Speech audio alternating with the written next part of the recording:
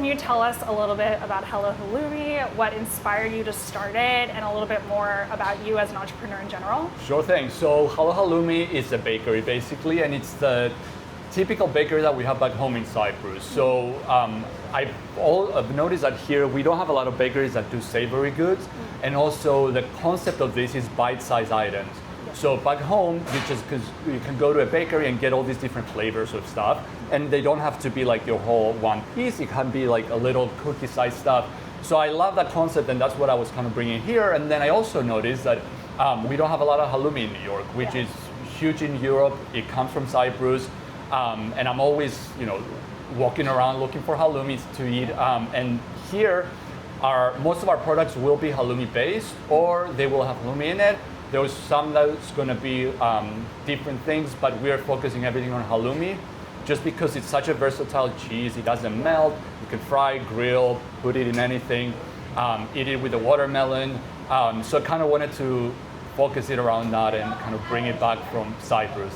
Yeah, that's really exciting. Yeah. Just to double check, you import your ingredients from Cyprus? Or? So the halloumi is always from Cyprus. In Okay. order to be called halloumi, it has to be made in Cyprus. Yeah. So we import that.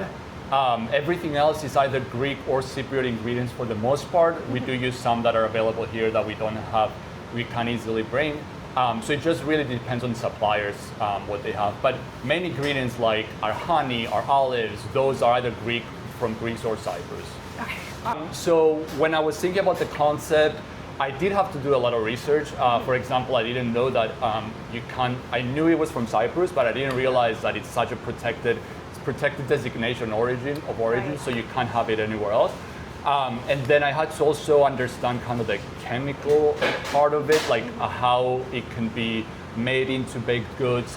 It's not as easy kind of as just putting cheeses together. Sometimes we have to grate it or blend it.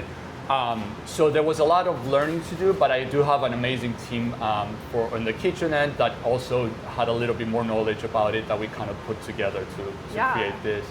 Looked around when I was coming up with the concept, and I couldn't find anything similar.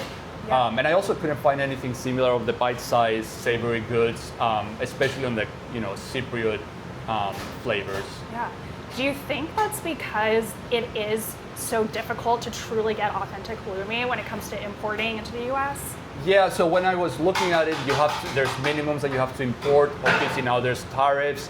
But I also think that it just hasn't been out in the open that much. Like a lot of people that walk by now before we're open and they see the name, they're like, I love halloumi. Yeah. But I just think that it hasn't, got out there as its own ingredient. It's always like an appetizer at a restaurant that serves everything, or at a Greek restaurant. So I think it's more doable than it sounds, but it is, it involves a lot of kind of logistics to bring it in here. Yeah, definitely. I actually do supply chain management in the grocery space as my day job. Okay. So it's really funny because a lot of small businesses and large businesses too, the sourcing is so complex that you don't get a lot of businesses that will go straight to the source. Yeah. So they either have I don't want to say knockoff, but inauthentic ingredients, or they use really large food distributors. And the risk with that is that if the large food distributor has its own supply chain issue, then you're kind of screwed as a small business. Yeah, exactly, if you just rely on one. And that's kind of, for us right now, we have a partner that we bring it with. Yeah. They're the ones, they're just a one-person shop, but we do have the backups as well if we ever need to, but we try to stick to our authentic flavor that we get from that specific farm back home in Cyprus. Yeah, that's amazing. So if one partner is having an issue, then you have another backup to make sure that you're not having any gaps in your inventory or fulfillment. And now with the tariffs, it's been so many delays that always worries me. If we don't get anything and it's stuck in in customs for a couple of weeks, that's an issue. So thankfully we do have more than one to kind of as a backup. Yeah. That's great. It's core supply chain. I love that. Did you already know them personally, or do you find it difficult to communicate with partners who are really on the other side of the world sourcing ingredients for you? So we're talking any partner, or halloumi specifically, or? Halloumi specifically, or any other partner that helps you source your ingredients. So I have two main ones. The halloumi partner, I met him here actually through a common friend.